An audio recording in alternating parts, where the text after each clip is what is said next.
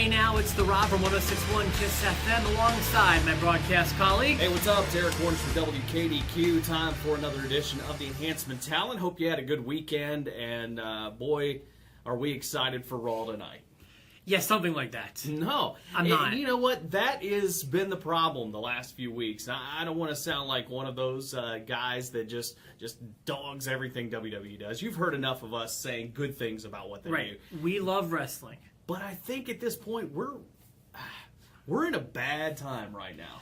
I feel like since SummerSlam, Raw's been in a very bad spot. Wrestling in general has been in a bad spot. I feel like the last month has been Groundhog's Day. I just feel like I'm seeing the same thing over and over and over again, and I'm tired of it. And I haven't been enjoying the past few Raws. I feel like it's a chore to watch them so that I can comment on these videos. Yeah, agreed. And I think that Raw is the cornerstone of everything. I mean, even more so than the pay-per-views, even more so than the network, everything. I mean, Raw is the cornerstone, so it starts there. So today we've come up with our ways that we think Raw would be better and thus making the entire product better. So how do you want to do it? You want to go through? We haven't seen each other's list here. Yeah. So I've got about 5 points worth talking about, and I can throw a few of them at you if you want. Okay, go for it. I'll be shocked if this first one isn't on your list. I know we've talked about it before, and to me it's just a no-brainer right now. We're getting burnt out on Raw because Raw is 3 hours. Not only that, it's more than 3 hours. Yeah. Oftentimes it's going 3.25 hours. That's just way too much. That's more than the pay-per-views are. That's more than the pay-per-views have always been. It's just a lot of wrestling on a weekly basis, and you're not filling it with interesting content. So it's dragging. And a bad 3-hour show is significantly worse than a bad 2-hour show. Absolutely. And I think, and that's at the top of my list, by the way. And how would you fix that? Would you just go back to 2 hours? What would you do? Yeah, or fill it with better stuff. Yeah. You know, you could, and there's ways to do that. Like I have other points. Like for example, you can. It's a blanket obvious statement to say the writing. Like if you're going to say the writing, you need more than that. But here's the thing with wrestling angles: you need inventive, you need creative, and you need risk-taking storylines. And the most important thing is, when you look back at the high points in wrestling, the thing that wrestling is missing today and has been for a while. Everybody needs to be in an angle. If they're going to be on TV, there needs to be a reason for it. If you go back and watch any random Raw from, I'll say, 98 through 2001, you can look at anybody on the show. There was at least one storyline with that person. You could tell them who they were in a short-term feud with and a long-term feud with. And there was just different ways of writing back then that need to be brought back because there are so many people who are wrestling just randomly. Right. Well, let me give you this first of all, and because I want to comment on what you just said too. My 3-hour thing, and I think I've told you this. If they're going to fill up 3 hours, if USA wants them to do 3 hours, they can do 3 hours. But what they need to do is come up with something different for that first hour. Because, you know, to be honest with you, for me, it's sometimes hard to even get to that first hour until the second hour started, and I'm on DVR and everything else. But how about we run NXT on USA? Remember Tough Enough? I mean, and even this, and this is even better than Tough Enough because people are watching that show on the network, first of all. It's a great show. It's giving you new talent, and it's that small feel with the big production values. I love it. I think NXT is a great show. Plus, they've put the NXT guys on the show recently, and that's done big numbers. So why not put that hour of NXT on first? You don't have to make it exclusive to the network. Put it on USA for an hour, get you ready for Raw, then give us 2 hours of Raw. That way, 2 separate shows, everything kind of is condensed. Yeah, no, I agree with that. So that's the way that I would handle the 3 hours if it has to be 3 hours. Now, commenting on what you just said, kind of hits my next point. You know, everybody's in an angle, but it seems like the only way that they further that angle is putting those people in the same match with each other. Yeah. And that's not how that's it not the was. right answer. Because it used to be you would announce the matches ahead of time, and that's my next point. Announce matches ahead of time.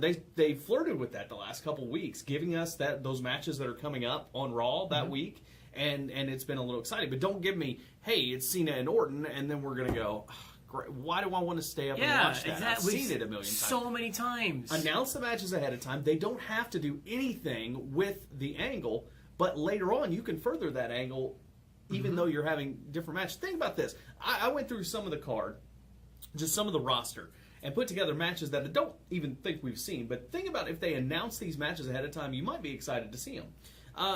Dean Ambrose versus Cesaro. That'd be interesting, yeah. Again, those two aren't at an angle with each other, but if they told you last week, with the big promo, hey, next week on Raw, Dean Ambrose takes on Cesaro.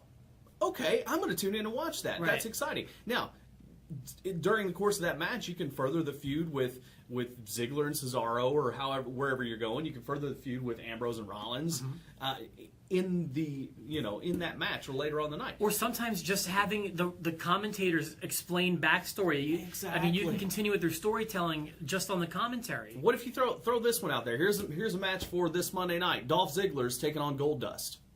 Oh, I'd be happy to see that. We don't see that match every day, but why not? Break up the tag team monotony.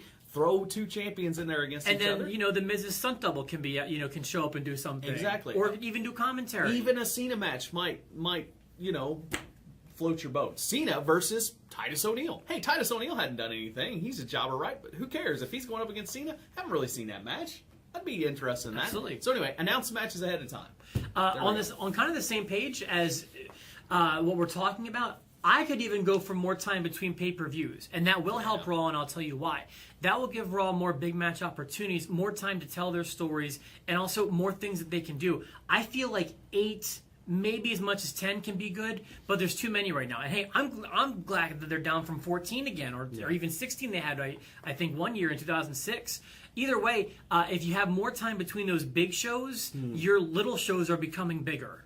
And now that you have the network out there, it's easier to scale back because you're not relying on those pay-per-view buy rates and all that stuff like you used to be. So right. I think it's the perfect time to scale back. So great idea there. My final thing on my list, how about this? Okay, Brock Lesnar's your champion, which I still think is a great thing. And he's not going to be on every show. He's not going to be on every pay-per-view. I've heard he may not even be on this upcoming pay-per-view. And that's fine. But how about this? Use one of those matches that he is scheduled for Raw. Once in a while, that's okay. Have him defend his title on Raw in a high-profile match, maybe with a returning Roman Reigns or Daniel Bryan, or just maybe even John Cena. Maybe the rubber match with John Cena is on Raw for the title. How about that to boost Raw a little bit? Because I think that'll put more eyes on it. When people hear Brock Lesnar's going to be on Raw, they just assume he's not going to be wrestling. Yeah. Put him on there, have him defend the title, maybe even lose the title to someone, and make that a big deal, and that'll kind of boost Raw to make you go, oh, things can still happen on Raw. They always used to say anything can happen. Well, things can still happen on Raw. You just got to make them happen. Well, I did write down a more visible world champion, just someone who's around more often, and I believe they may have restructured that contract with him. I'd like to see him around more often. It doesn't need to be every Monday, but I'd like to see him around more often. I also could go for a main event shakeup. On an earlier episode of the Enhancement Talent, you pointed out that Cena's been on top for about 12 years now. Yeah. How long was Hogan on top for? It was like 6 years? Maybe, yeah. Stone Cold, 4. At the most, yeah. Cena has more time on top than those guys put together. Cena does a fine job. I'm not hating on Cena or coming down on him, but it's been a dozen years. Like, I can go for some fresh faces in that main event, and also at the same time, consistent exposure for those talented mid-card guys. Like, how many times has Ziggler or Cesaro had so much steam behind them, and they just keep shutting it down? Yeah. And if you would expose those mid-carders for the talent that they are, it's like you'd be in business. Right. Yeah. So those are the things that I wrote down. Do we miss any of yours? No, that's it. That's mine right there.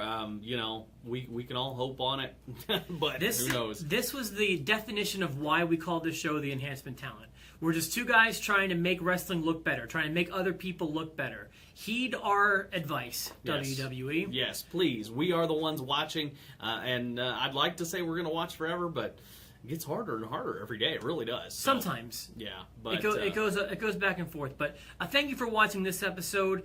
Please subscribe. You can hit the subscribe button and get these as soon as they go up. And of course, feel free to retweet. Feel free to share. Yeah, please tweet us and let us know if there's something else going on that you think would make Raw better. I want to thank the tweets. I answered a few this weekend. Sorry we're a little late on that, but anyway, tweet us at the eTalent and have a wonderful